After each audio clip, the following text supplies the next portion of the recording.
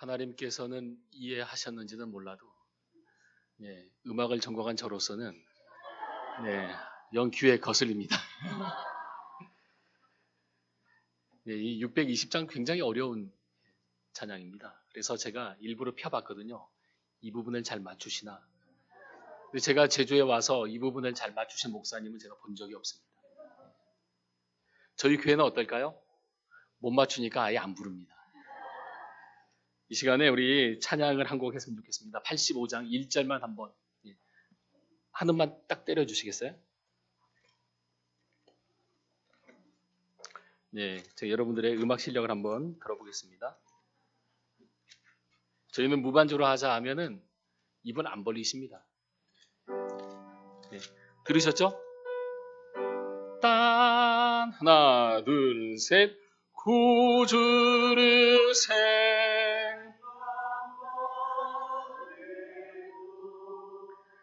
이렇게 좋거든 졸골 배울 때의 양 얼마나 좋으랴.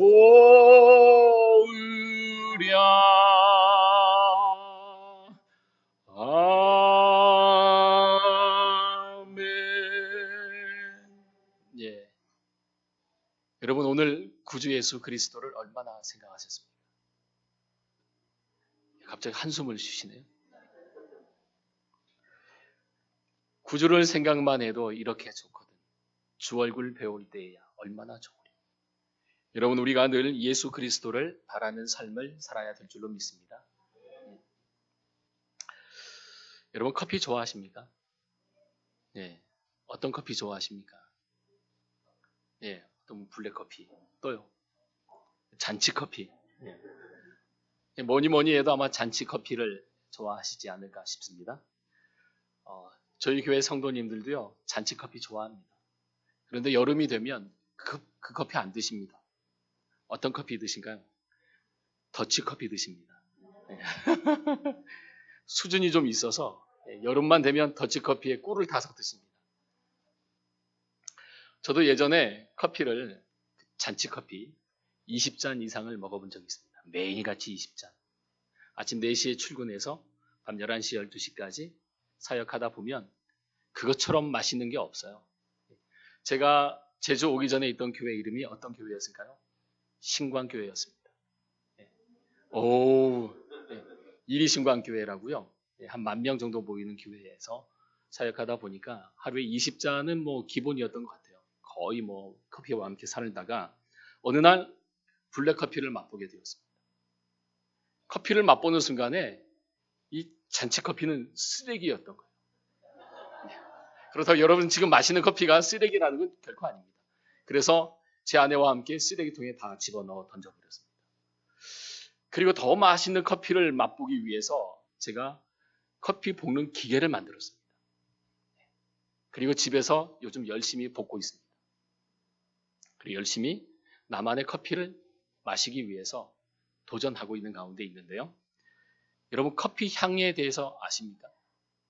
커피에 향기가 있습니다. 커피 향기 없나요? 있습니다. 어떤 향이 있습니까? 그렇죠. 커피에 커피 향이 있습니다. 어떤 커피 향일까요? 안 맡아봐서 모르겠죠. 커피에 나름대로의 향이 있습니다. 나중에 여러분 기회 되시면 그 커피 볶는 향을 한번 맡아보세요. 그러면 아주 오묘한 느낌을 갖게 되지 않을까 싶은데 커피를 즐길 줄 아는 사람들은 이런 말을 합니다. 어떤 말을 하냐면 커피는 향을 먹는다. 향을 먹는데요. 그래서 커피를 향해서 야, 저 커피 냄새 좋다라고 말하지 않습니다. 야, 커피 향 좋다라고 얘기하죠. 커피 향을 싫어하는 사람 결코 없습니다. 제가 교회에서 커피를 볶아가지고 열심히 시키고 있는 그때에 지나가는 사람들이 너무 좋다고 한 잔 마셨으면 좋겠다. 지나가는 분들도 제게 이렇게 말씀하는 분이 계세요. 그래서 제가 드리기도 하는데요. 그 커피 향을 마시는 순간에 피로가 싹 사라집니다. 커피 향을 먹는 순간에 온갖 잡생각 또한 사라집니다. 커피 향이 내 안에 들어오는 순간에 저도 모르게 행복해져요. 여러분 그런 경험 해보셨습니까? 한번 해보십시오. 저는 사람도 마찬가지라고 생각합니다. 사람도 향기를 가지고 있어요.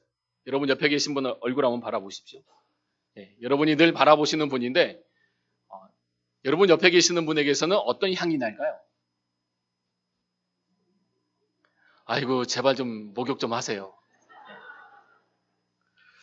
저희 성도들에게는 쪽파 향이 납니다. 겨울에는 쪽파. 좀 씻고 왔으면 좋겠는데 쪽파 향이 아주 강해요. 겨울에는 쪽파 향이 강하고 이거는 샤워를 해도 계속해서 풍겨납니다. 사람에게는요 그 각자 나름대로의 향기가 있습니다. 여러분 저를 보셨을 때 어떤 향이 있다라고 생각되어지십니까? 커피 향이 오기 전에 김치찌개를 먹어서 김치 향이 납니다. 자, 어떤 이에게는요 선한 향기가 납니다. 어떤 이에게는요 악취가 납니다. 같은 교회 공동체 안에 있지만 어떤 이는 선한 말을 하지만요 어떤 이는 악한 말을 합니다.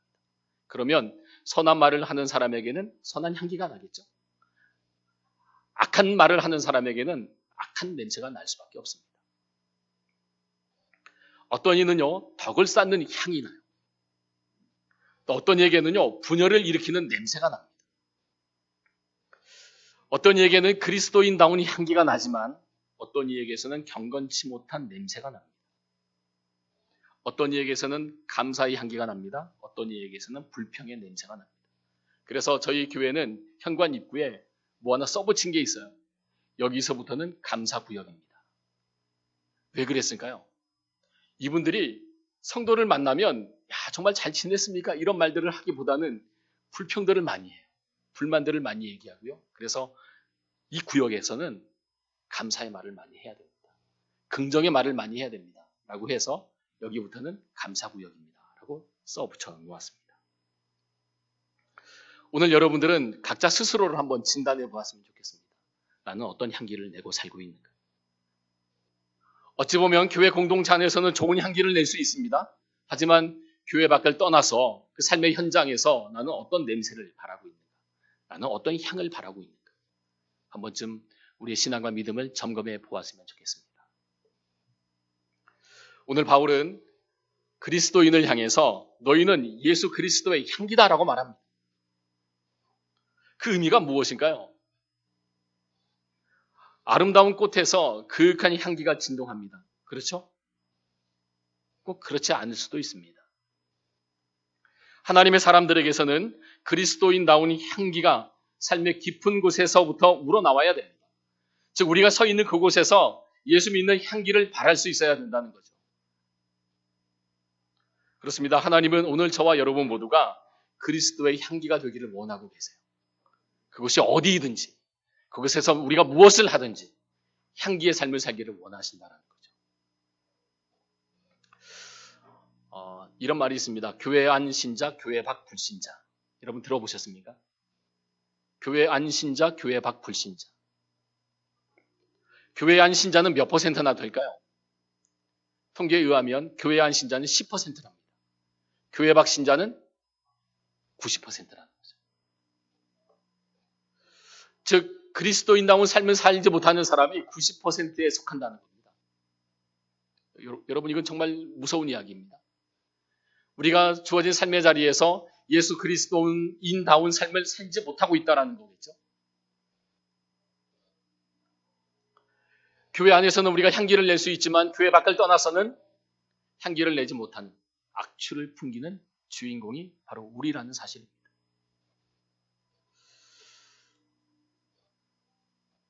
이는 그리스도인다운 삶의 모습이 결코 아니겠죠. 언제 어디서나 우리가 무엇을 하든지 우리의 생각이나 우리의 말이나 우리의 행동이 예수 그리스도의 향기를 발할 수 있는 그 위치에 서 있어야 될 줄로 믿습니다. 그게 우리의 사명인 거예요. 그것이 바로 바울이 말하고 있는 그리스도의 향기된 삶의 모습이지 않을까 싶습니다. 우리가 서 있는 그 삶의 일터에서 우리가 살아가고 고백하고 있는 그 신앙의 그 자리에서 향기를 발할 수만 있다면 우리가 나 예수 믿습니다라고 말하지 않아도요. 세상의 사람들이 오늘 저와 여러분을 분명히 평가할 겁니다. 여러분 저는 작은 시골 동네에 있습니다. 제가 처음에 귀덕에 왔을 때 6년째 되었는데 저를 보고 사람들이 야, 저 사람 이번에 새로운 목사래. 저를 보고 많은 분들이 손가락질을 했습니다. 왜냐하면 아직도 시골에는 예수 믿는 사람들에 대한 담이 너무나 높아요. 그런데 지금은 마을 어르신들이 교회는 나오지 않아도요. 저를 보고 인사합니다. 왜 그럴까요?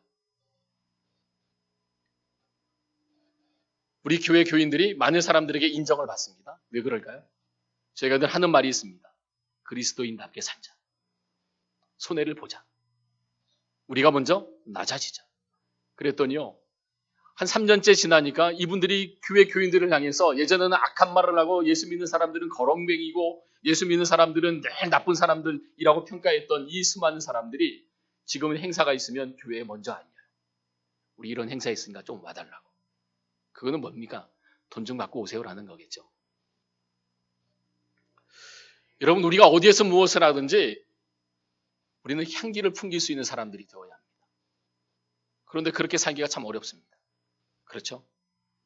우리의 생각으로 우리의 말과 우리의 행동으로 향기를 바란다는 게 그렇게 쉽지 않습니다. 굉장히 어렵습니다.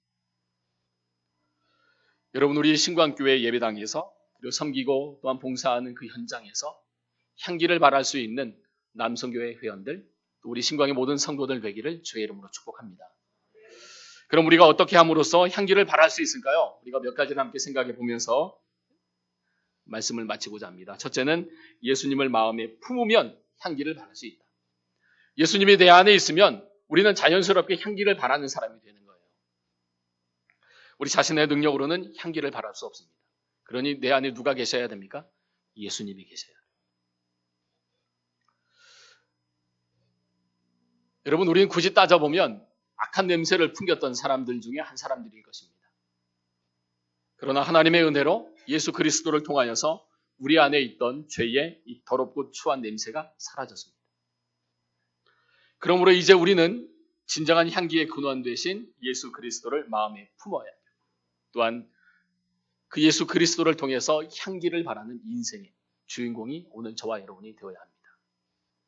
아가서 1장 3절에 이렇게 말씀합니다. 내 기름이 향기로워 아름답고 내 이름이 쏟은 향기름 같으므로 처녀들이 너를 사랑하는구나 라는 말씀. 이 구절에서 너는요 문자적 의미로 볼 때는 솔로몬 왕을 가리킨다라고 할 수 있겠지만 교훈적으로 볼 때는 예수 그리스도를 지칭하고 있습니다. 저 예수 그리스도의 이름이 너무나 아름답고 향기로워서 쏟은 향기름 같다라는 겁니다. 예수님의 이름이 향기름 같대요. 그래서 예수님의 이름만 생각하고 예수님만 또한 사랑하고 또한 그 예수님 안에 거하면 또한 그 예수 그리스도가 우리 안에 들어오면 우리는 향기의 삶을 살 수 있다는 겁니다. 우리 예수 믿는 사람들도요. 살다 보면 이런 생각을 갖습니다. 죽었으면 좋겠다. 여러분 그런 생각 해본 적 있습니까? 제가 귀덕에 와서 만났던 한 분이 자살하기 위해서 3번이나 시도했던 분이었습니다. 그분이 제게 이렇게 말씀하십니다. 거친 광야와 같은 삶을 살기보다는 차라리 죽는 게 낫겠습니다. 라고 제게 말씀하셨습니다. 이렇게 목마르고 허덕이며 살기보다는 차라리 이 생을 마감했으면 좋겠습니다. 그때 그분의 나이가 50세였습니다. 그랬던 그분이 전혀 다른 인생을 현재는 살고 있습니다. 우리는 인생이 내 마음대로 되었으면 좋았겠다라고 생각할 때가 참 많죠. 내가 계획한 대로 되면 얼마나 좋을까 생각할 때가 참 많습니다. 하지만 그렇게 되지 않는 것이 우리의 인생이지 않을까 싶습니다. 여러분 세상이 그리 만만치 않더라고요. 때로는 수많은 가시가 오늘 저와 여러분을 찔러댑니다. 수많은 질곡과 곡절과 억압의 공포가 오늘 저와 여러분을 짓누릅니다. 이럴 때 홀로 광야에 서서 울부짖는 짐승처럼 그 인생의 처절한 고독과 고통의 수로바퀴 아래에서 우리가 몸부림칠 때가 있습니다. 저도 이런 경험을 수없이 많이 해보았는데요. 그러면 우리의 마음은 황폐해집니다. 또 황무해집니다. 그래서 아무런 소망이 없이 또한 낙도 없이 그저 죽고 싶다라는 생각을 가질 때가 있습니다. 바로 그때 오늘 저와 여러분이 바라보아야 할 분이 계십니다. 그분은 바로 우리 주 예수 그리스도이심을 믿습니다. 여러분, 예수를 바라보면 생각이 달라지더라고요. 예수를 바라보면 말이 달라지더라고요. 예수를 바라보면 행동이 달라지더라고요. 제가 음대 다닐 때 너무 힘들고 어려워서 하나님 여기에서 포기했으면 좋겠습니다. 하나님 차라리 이곳에서 생이 마감되었으면 좋겠습니다. 라고 말했던 적이 있습니다. 그러다가 예수 그리스도를 진정으로 만나고 나니까 그 모든 말들은 잘못된 말이었다라는 것을 깨닫게 되었습니다. 바로 그때 예수 그리스도의 이름을 생각하니까 절벽 같은 그곳에 희망이 보이더라고요. 낭떠러지 같은 그곳에 예수 그리스도가 나와 함께 하신다라는 확신을 제가 갖게 되어지더라고요. 여러분, 예수의 이름을 붙잡으면, 그 이름을 마음에 품고 살면 그분은 여전히 내 안에 계시고 내 안에 계신 그 예수 그리스도는 쏟은 향기름과 같은 소망을 오늘 나에게 또한 여러분에게 주시리라 믿습니다. 우리는 환경을 보아요. 그리고 상황을 봅니다. 그리고 나를 봅니다. 그러면 100% 낭망할 수밖에 없습니다. 하지만 주님을 바라보고 주님을 붙잡을 때 향기름 같은 오늘 저와 여러분의 인생으로 바뀌게 되리라고 저는 확신합니다.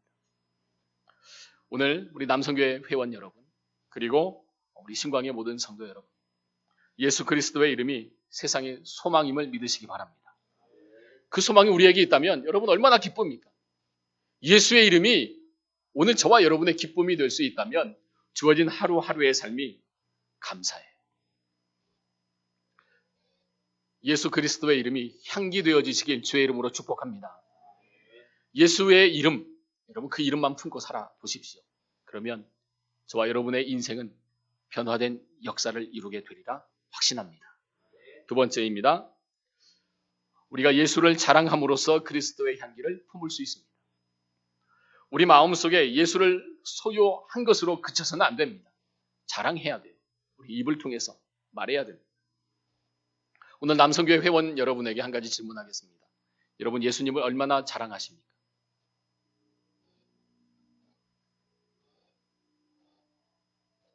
예수님 얼마나 자랑하시죠? 오늘 우리 신광의 성도님들께 한번 질문하겠습니다. 여러분들은 예수님을 얼마나 자랑하십니까? 자랑 안 하십니까? 왜 이렇게 대답하시나요? 자, 그러면 여러분 얼마나 교회를 자랑하십니까? 교회 자랑도 안 하십니까? 아이고야 참.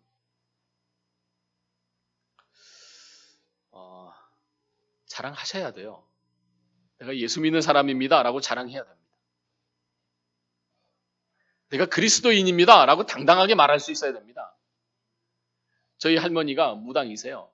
제가 그 할머니를 전도하려고 예수 믿으세요 했다가 뺨을 맞은 적이 있습니다. 너나 믿지. 예수 믿으세요. 할머니 예수 믿으세요. 할머니 예수 믿으세요. 그 할머니가 돌아가셨습니다. 장례식에 가서 제가 예수 믿으라고 말했다가 작은 아버지한테 또 뺨을 맞았습니다. 오지 말라고. 그 다음 날도 갔습니다. 그 다음 날도 가고요.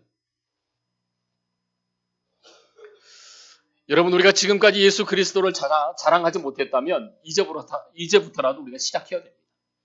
예수를 자랑하기 시작. 내가 만난 예수가 어떤 분이신지를 말해줘야 됩니다. 내가 경험했던 예수가 어떤 분인지를 우리 옆에 계신 분들에게 분명하게 말해주어야 됩니다. 내가 내 안에 품고 계신 그 예수 그리스도가 어떤 분인지를 분명하게 말해줘야 되지 않겠습니까? 그래야 우리가 예수 그리스도 앞에 섰을 때 그래도 내가 이렇게 살았습니다라고 말할 수 있지 않겠어요?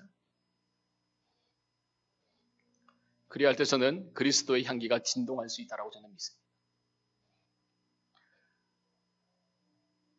여러분들이 모이는 곳에서 그리고 구역 기도회든 아니면 봉사의 현장이든 아니면 전도의 현장이든 내가 만난 예수를 한번 자랑해 보십시오. 내가 받은 은혜를 한번 간증해 보십시오. 주님의 사랑을 이야기 한번 해 보십시오. 그러면 그 자리가, 서 있는 자리가 분명하게 변화되리라 믿습니다. 여러분 만나는 사람마다 교회를 자랑해 보세요. 저희 교회 성도들이 몇 되지 않습니다. 겨우 한 5, 60명밖에 안 되지만 이분들은 교회를 자랑합니다. 귀덕리 그 시골에 있는 교회를 자랑합니다. 20명도 되지 않았던 이 교회에 있는 수가 2, 3년 만에 배가 부흥이 됐습니다. 왜 그랬을까요? 이들이 교회를 자랑합니다. 그랬더니 아라동에서 나오고요. 월정리에서 나오고요. 월정리 멀죠? 여기서도 멀지만 저희 동네에서는 1시간 반 가야 됩니다. 그 월정리에서 나옵니다. 건입동에서 옵니다.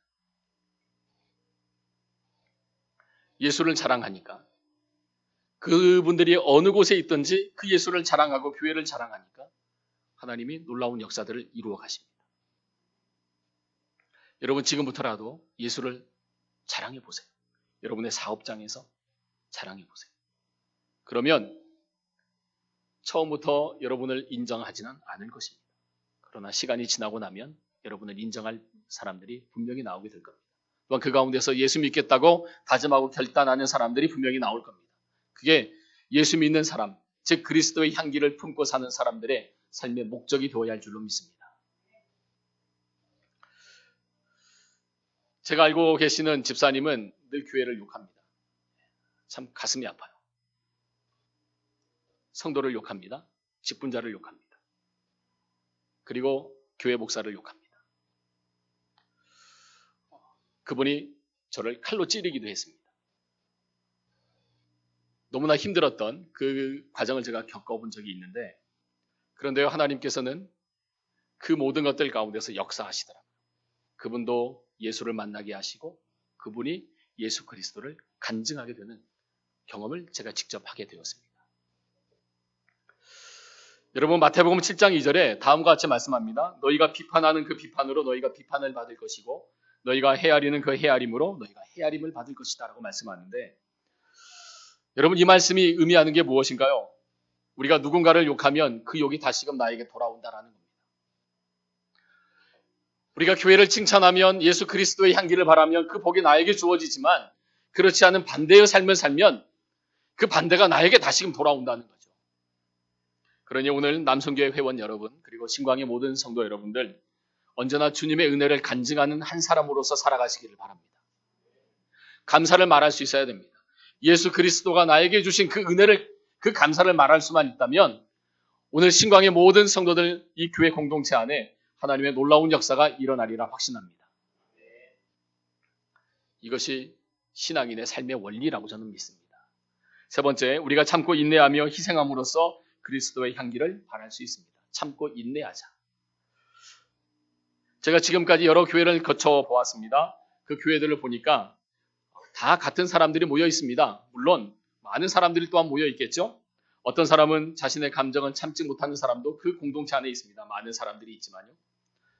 분노 조절 장애를 가지고 있는 사람도 분명히 있을 테고요. 어떤 사람은 참고 인내하는 사람도 그 공동체 안에 있음을 보게 되어집니다. 여러분 어떤 사람이 향기를 바라는 사람일까요?